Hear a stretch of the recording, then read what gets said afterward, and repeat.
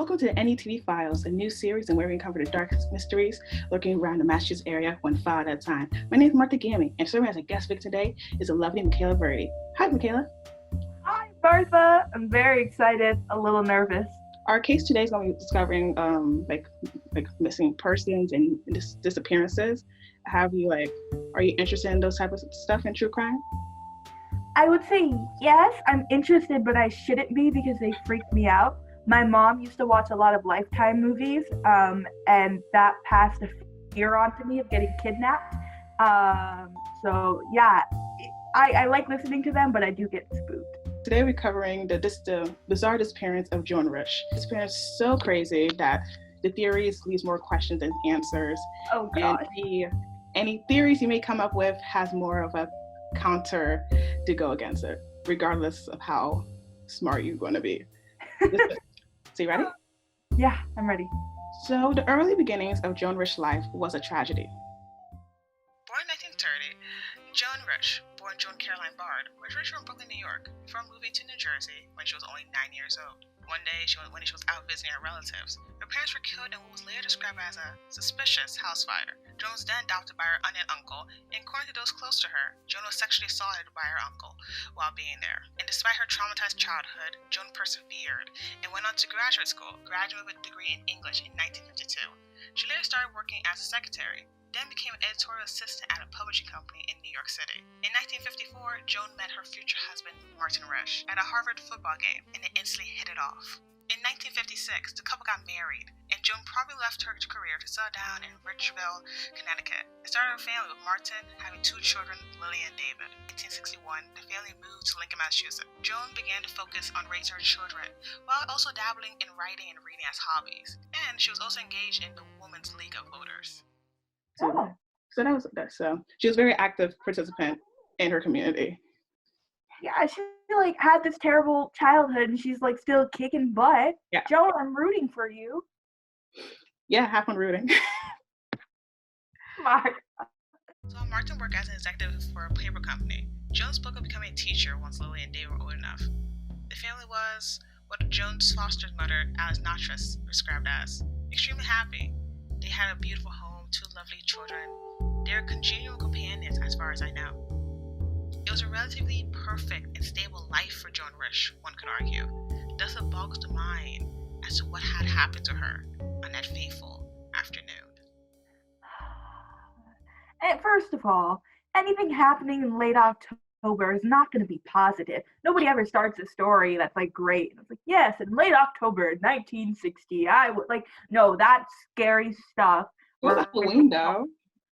And not even, but it doesn't matter. It's Halloween. It's dark outside early, and it's cold, and I'm scared.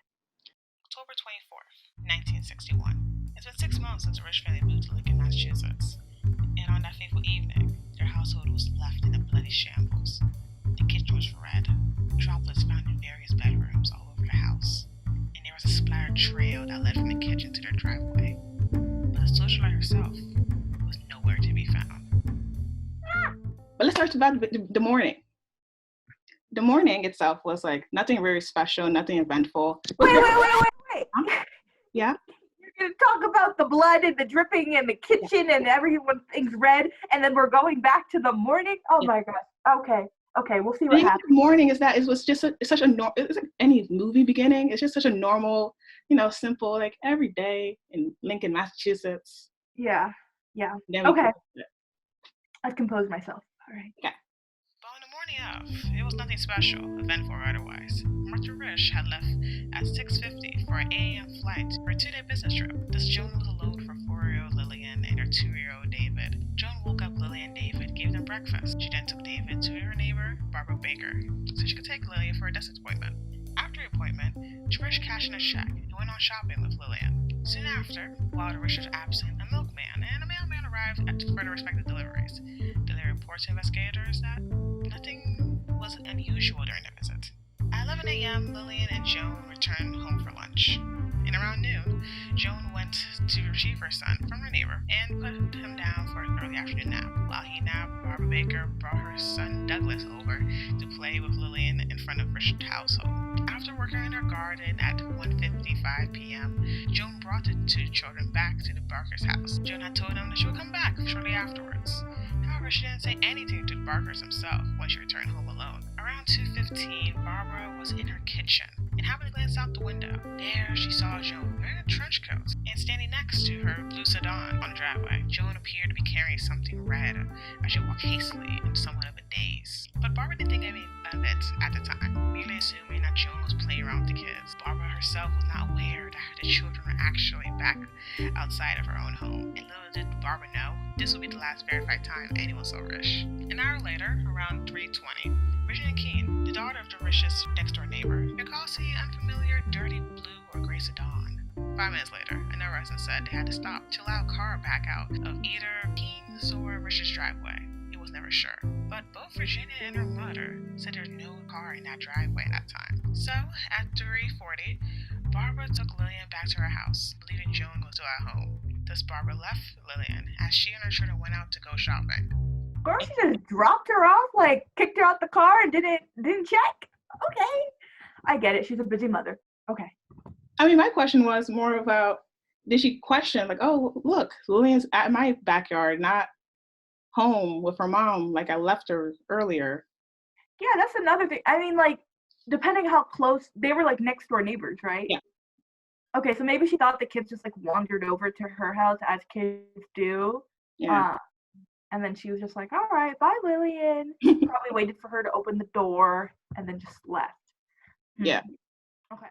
Barbara returned at 4:15 p.m. to find Lillian running back to the Barkers. Lillian was sobbing hysterically as she struggles to tell Barbara that Mommy's gone and the kitchen is covered in red paint. Those are the famous words of the whole. Red paint. Girl, that's not paint. I'm so sorry, Lillian. That's not paint. But, I mean, you never paint. mind. What? It could have been paint. Maybe it has a good texture of paint. Martha, a little girl comes running outside her house. The kitchen is covered in red paint and Mommy's missing. That ain't paint.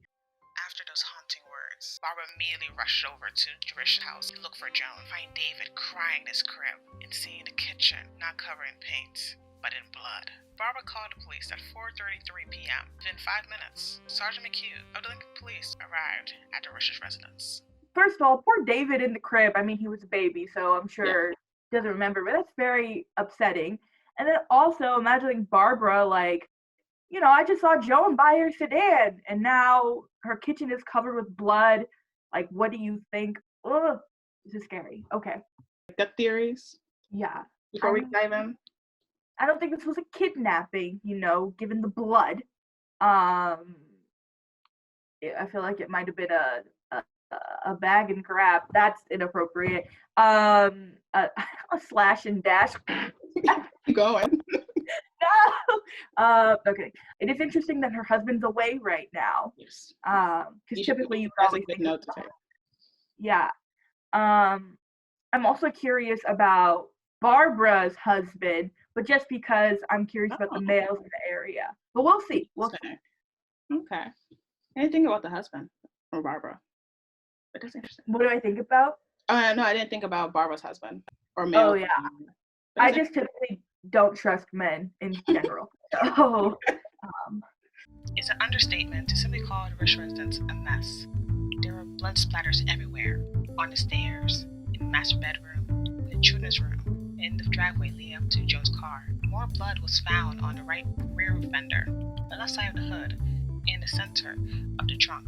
There were a bloody handprint and fingerprints on the wall. The police examined a left thumbprint next to the telephone mount, processing over 5,000 sets of fingerprints just to identify it. It was estimated that Joan lost a half a pint of blood. Almost all the blood had dried up, except for a few spots on the floor. It appeared that someone had tried to clean up the blood with paper towels and rags, including Joan's son's overalls. Despite all the signs of a struggle, there was no weapon located on site. More weird occurrences relate to how disjointed the house was.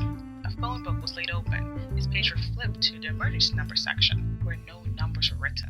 The Risch telephone were ripped from the wall and tossed in the nearby wastebasket, and this wastebasket was removed from its original position under the sink and propped in the center of the room. Not only was the broken telephone inside, found an empty liquor bottle, a beer can as well. Outside, the police noticed slight damage to Risch's car, and the woods were searched with bloodhound, but no clues were to be found.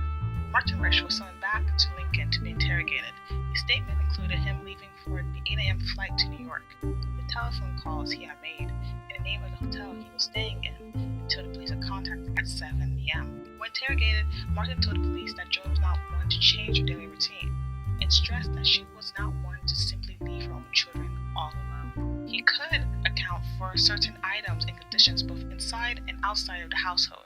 For example, he explained the damage to the car be from himself or Joan bumping it against the garage door. And for the trash, Martin reported that he and Joan drank the liquor bottles together the night before. However, he couldn't give any explanation for the beer cans. On the following day, the FBI was informed of Joan's disappearance, and 6 days later offered the town of Lincoln a $500 reward for any information on Joan's whereabouts. Despite news sources reporting that a suspicious man had been seen lurking around her home before the incident, the FBI dismissed this claim as unfounded. However, remember that there was a sedan, apparently present around the time of her disappearance at 3:20 p.m. It's also interesting to note that milkman spoke of seeing a familiar vehicle, like the one described, parked in Joan's driveway 5 days earlier when he delivered their morning milk. For the FBI, their consensus was that Joan was neither abducted or victimized, but she had a hemorrhage or caused a self-inflicted wound, then left her house on her own volition, especially given eyewitness statements. Now, these time frames I'll be listing are all from the day of disappearance. Let's get into it. At 2:45 p.m., it was reported that a woman who looked like Joan was walking on Route 2A about 200 yards away from her home in Lincoln. She was, quote, shuffling along and hunched over as though she were cold, end quote, wearing a long, loose-fitting gray coat that came to her knees and handkerchief strongly tied under her chin. At 3:15 p.m., a woman of Joan's likeness was seen looking around disoriented, walking around Route 128 in Waltham, Massachusetts. She appeared to be cradling something under her abdomen. It seemed that there was blood running down both her legs. At 4:25 p.m., a woman who shared Joan's resemblance was also spotted, found also on Route 128 near Tropilla Road. Again, she was noticed to have presumably blood or mud around her leg area. What's funny about this is reported that no one, absolutely no one, stopped to assist her.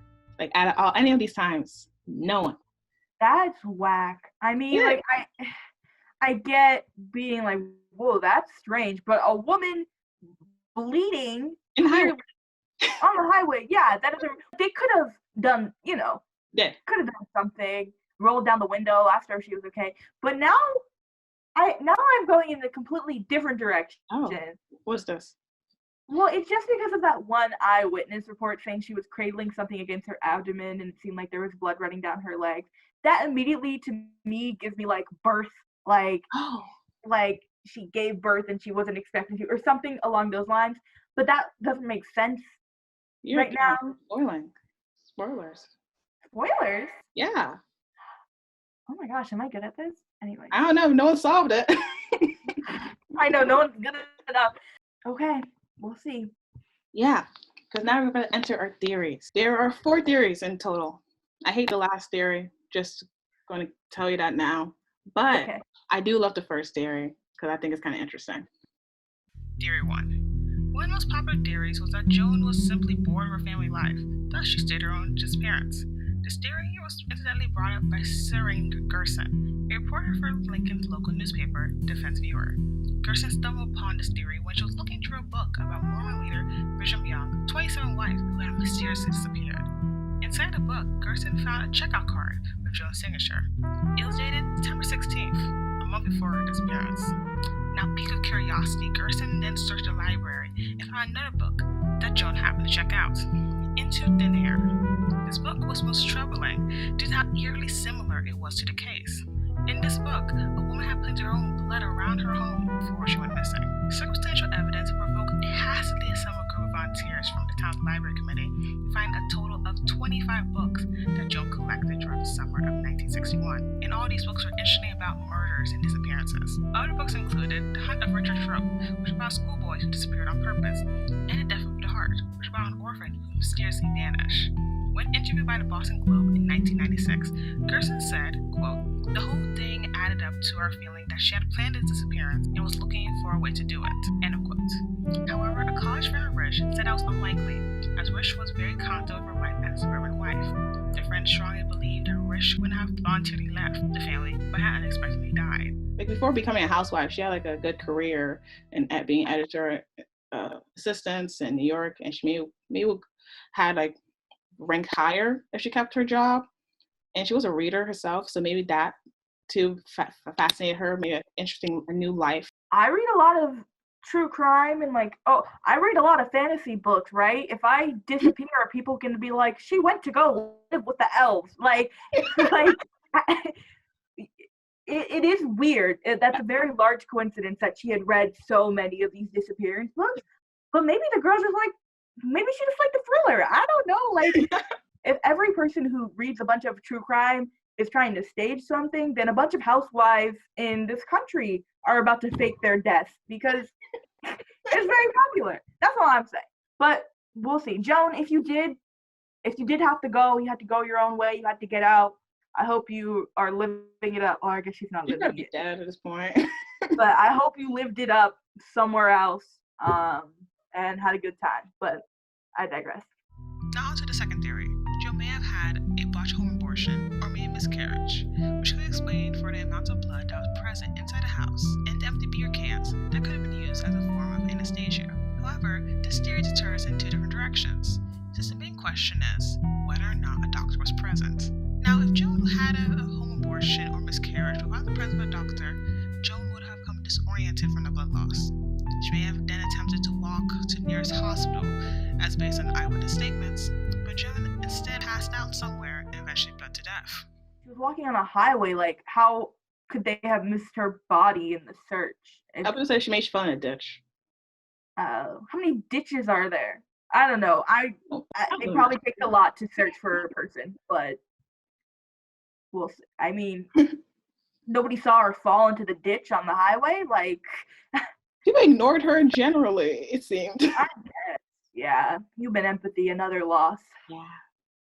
If the doctor was present, however, some theories suggest that the doctor may have had a botched abortion. Joan may have panicked and attempted to call for help. However, the doctor stopped her in fear for his profession. Because as a reminder, during this time, performing abortion in Massachusetts was illegal unless the woman's health was in danger. And given the crime scene photos, the doctor may have had a ripped telephone off the mouth in a feverish fashion. Joan could have dropped to the floor, bleeding in the corner as hope fleets away. Her last resort of finding the nearest hospital may explain eyewitness statements of why the blood was running down her leg and she seemed to have been clutching something around her stomach. However, there is a mystery to whether or not Joan was actually pregnant.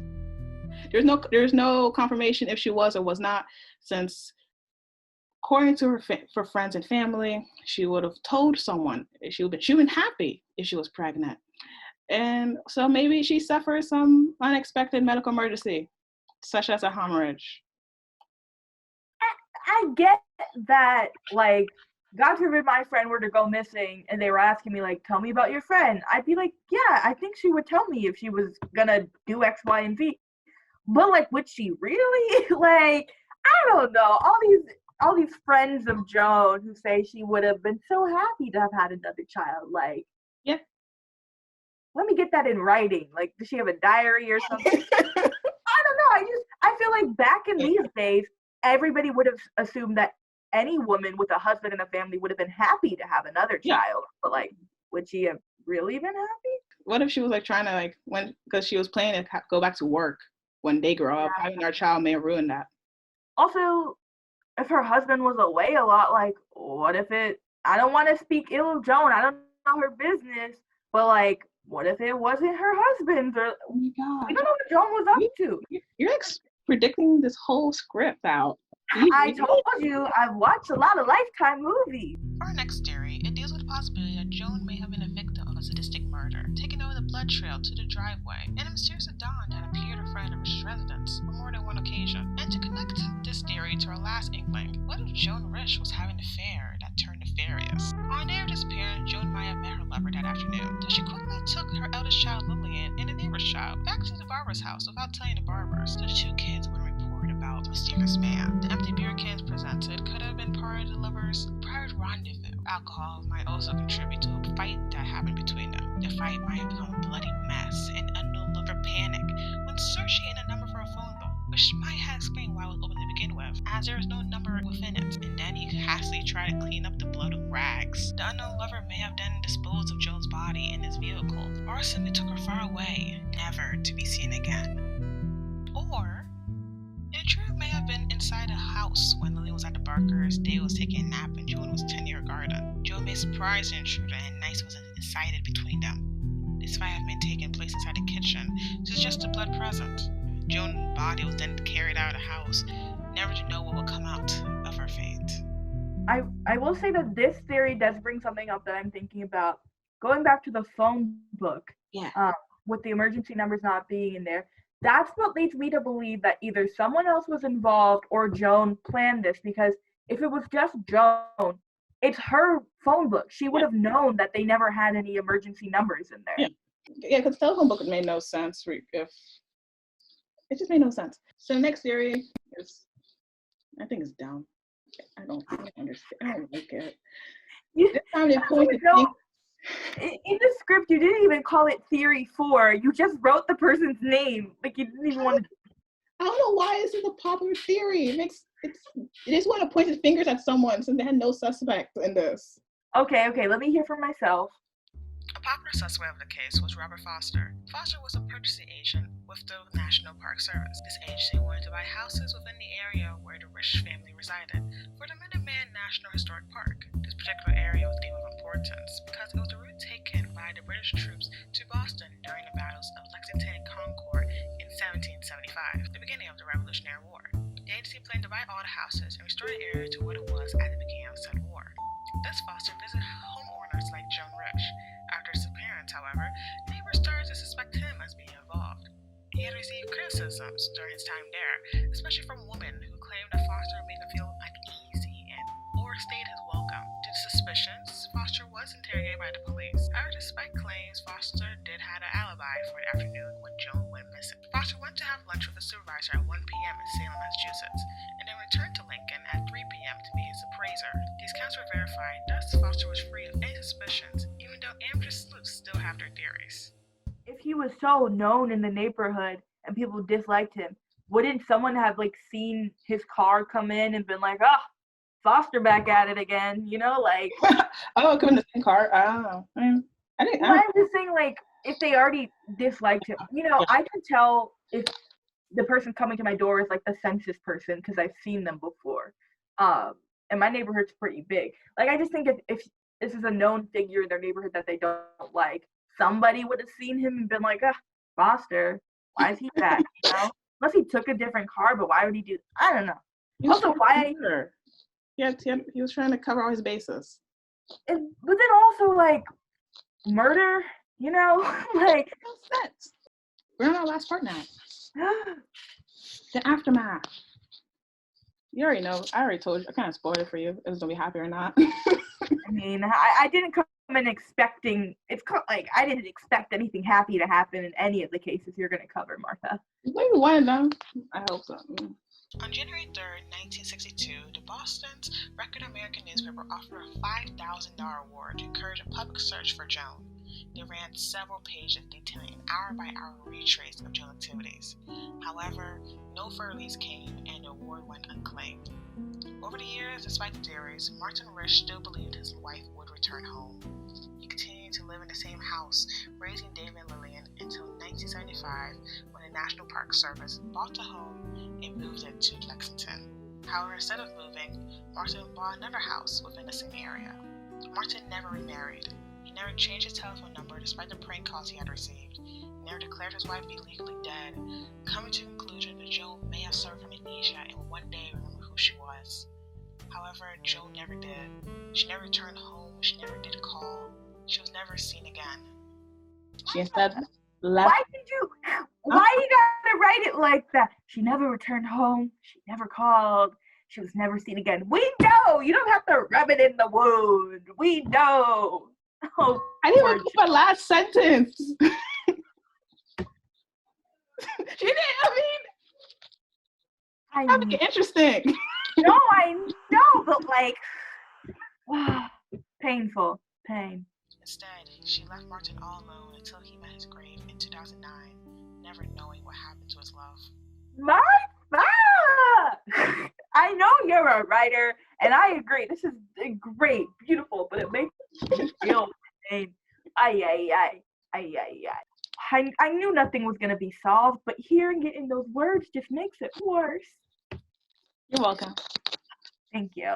Chief Algeo of the Lincoln Police continued to pursue the case even after his 1970 retirement, telling the Boston Globe that this case was, quote, sort of a stone around my neck. I thought they'd find a body or bones or something. Things do turn up. People don't disappear without a trace, end quote. However, he too died in 2009 and was the last of the original investigators on the case. And so this case has been left cold, still maintaining its open status for future sleuths, still never uncovering what happened to the poor Joan Risch. However, to leave this on a somewhat positive note, her son David likes, quote, to think that she's in heaven, end quote.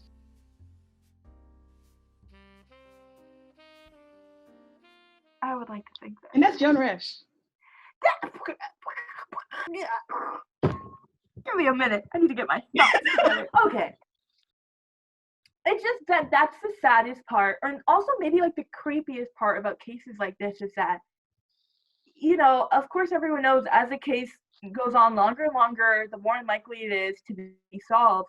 But now we're entering the era where pretty soon nobody who was even around when this happened is alive and like able to talk. So the odds of this case being solved just like diminish completely, and that's just so sad and scary because like, wow, we all do fade into, you know, nothingness and no one will remember us, and that's not the point of this show, but that's scary in and of itself. I hope in my heart I'm just gonna believe that Joan, even though it's sad that she would have left her family and her husband was still waiting for her to come home, I hope she made it out and she just went to live a better life for herself. I hope no harm actually came to her, but I guess we'll never know. Yeah, that's like you took an optimistic risk. That's good. Yeah, I have to, or I won't be able to sleep tonight. Yeah, because I couldn't think of any good optimistic way to end this besides the quote. Yeah, David, David in the crib.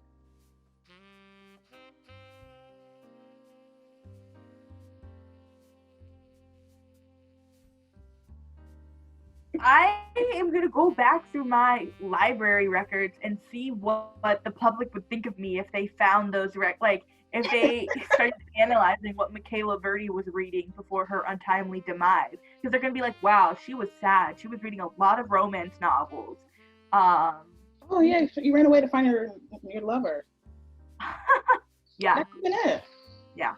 If I ever go missing, it's because, well, that's what freaks me out. Because now, what if I do go missing? There's going to be this recording of me jokingly saying, if I ever go missing. Oh, I'd be a suspect. That's not fun. What? I'd be a suspect, maybe. Yeah, you would be. That's why